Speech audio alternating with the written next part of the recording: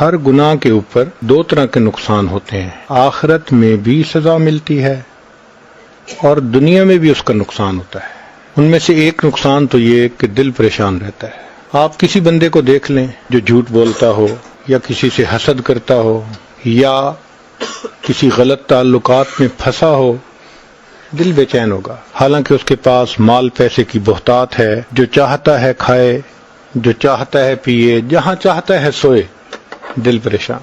خود زبان سے بھی کہے گا کہ جی ظاہر میں سب کچھ ہے، دل پریشان ہے، سکون روٹھ جاتا ہے، اس کے نکال لیا جاتا ہے اس کے دل سے۔ ڈپریشن، ٹینشن، ہر وقت اسی کا مریض بنا ہوتا ہے۔ زندگی پرسکون نہیں ہوتی، بلکہ ایئر کنڈیشن کمروں میں کمبل لے کے لیٹا ہوتا ہے، کروٹیں بدلتا ہے، نیند نہیں آتی، نیند کی گولیاں کھانی پڑتی۔ نیک بندہ تو زندگی میں ایک دفعہ مرتا ہے، یہ بیچارہ دن میں کئی دفعہ جیتا ہے، کئی دفعہ مرتا ہے، ایسا پریشان ہوتا ہے، اور خود کہتا ہے اس جینے سے تو مر جانا بہتر ہے۔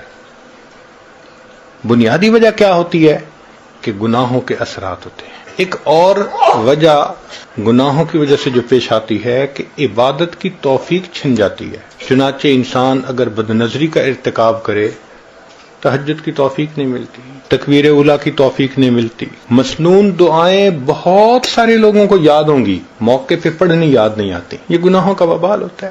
ہمیں ایک حافظ قرآن نوجوان ملا، کہنے لگا حضرت حفظ قرآن کیا ہوا تھا 9 سال میں، کبھی ناظرہ بھی قرآن ختم نہیں کیا۔ توفیق چھن جاتی ہے، فجر کی توفیق نہیں ملتی، قضا ہو جاتی ہے، آنکھیں نہیں کھلتی، الارم لگا لگا کے رکھتے ہیں، الارم بھی بند کر دیتے ہیں، پتہ بھی نہیں ہوتا کیا یا نہیں کیا۔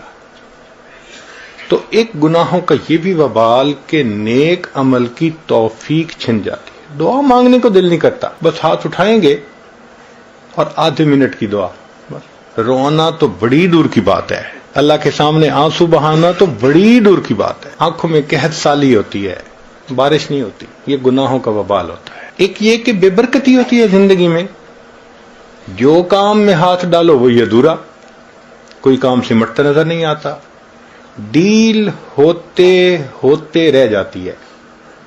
وہ جی بڑے لوگ بچی کا رشتہ دیکھنے آتے ہیں، خوش ہو کے جاتے ہیں، دوبارہ رابطہ کوئی نہیں کرتا۔ وہ جی بچے کا کوئی بزنس کا سبب نہیں بن رہا، یوں لگتا ہے کہ اتنی محنت کے باوجود کام سمٹتا نظر نہیں آتا۔ تو اس کی وجہ کیا ہوتی ہے؟ بے برکتی ہوتی ہے، نہ وقت میں برکت، نہ صحت میں برکت۔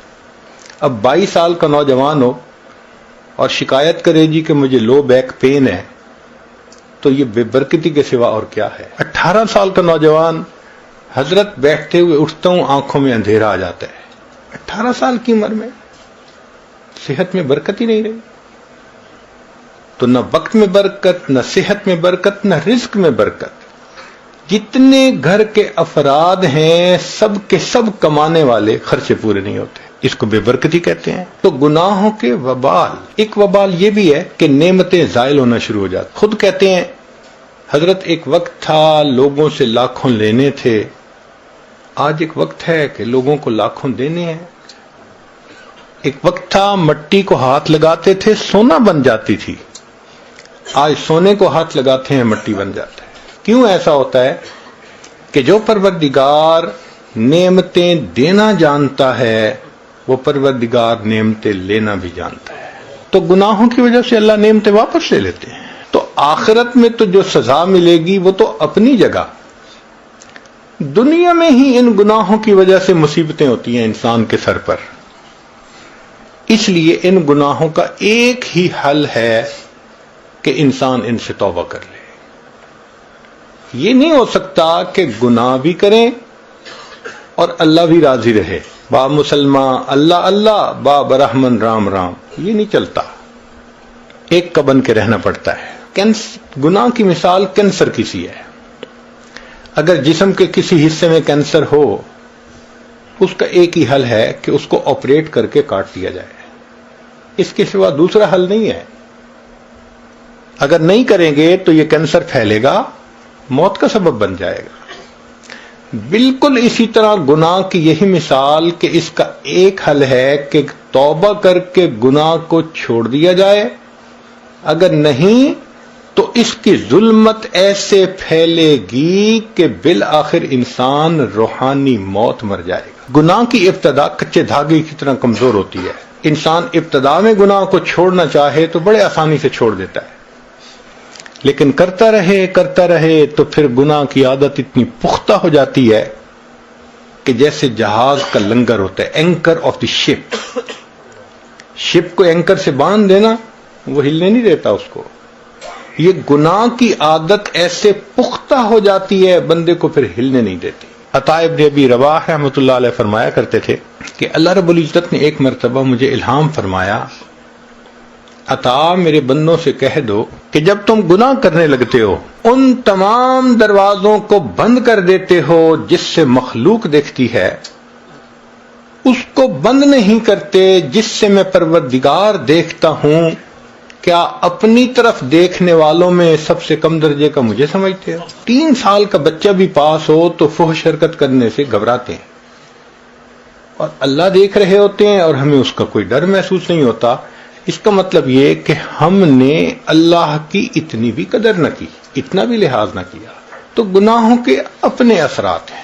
ہمارے ایک بزرگ فرمایا کرتے تھے کہ جو شخص علم اور ارادے سے گناہ کرنا چھوڑ دیتا ہے، اللہ تعالیٰ اس بندے کی دعاؤں کو رد کرنا چھوڑ دیتا ہے۔ پھر ایسا بندہ جب ہاتھ اٹھاتا ہے اللہ تعالیٰ اس کے ہاتھوں کی لاج رکھتے ہیں۔ مختلف چیزوں کی اپنی اپنی تاثیر ہوتی ہے۔ آگ گرم ہوتی ہے،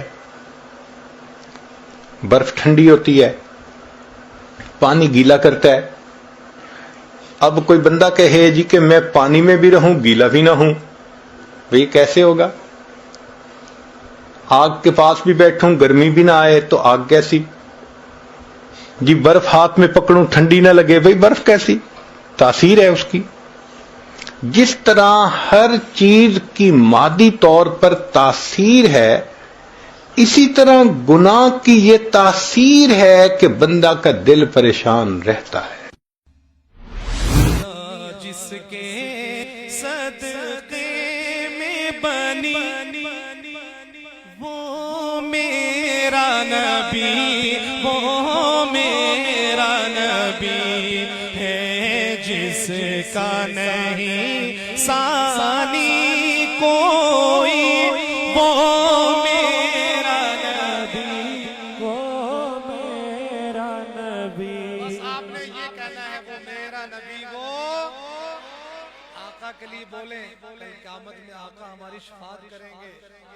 وہ میرا نبی، وہ دنیا جس کے صدقے میں بنی، وہ میرا نبی، وہ میرا نبی، کہنے کو لقب امی ہے ملا، اور علم کا بہتا ہے دریا،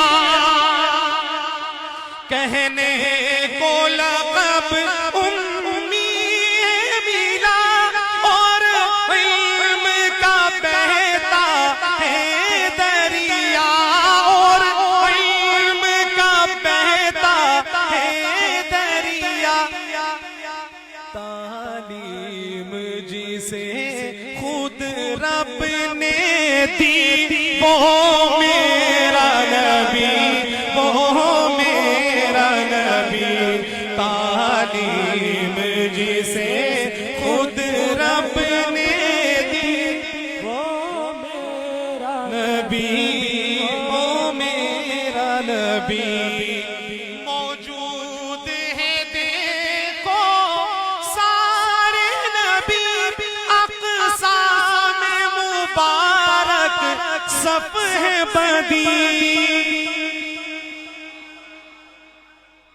سبحان اللہ۔ اقصا میں تمام انبیاء کو اللہ نے جمع کیا اور سب بنائے کھڑے ہیں، امام کا انتظار ہے۔ وہ امام کون؟ میرے اور آپ کے آقا، امام الانبیاء، خاتم النبیین، حضرت محمد مصطفیٰ صلی اللہ علیہ وسلم۔ جب شعر پورا ہو تو آپ نے ہاتھ اٹھا کے کہنا ہے وہ میرا نبی، وہ موجود ہے دیکھو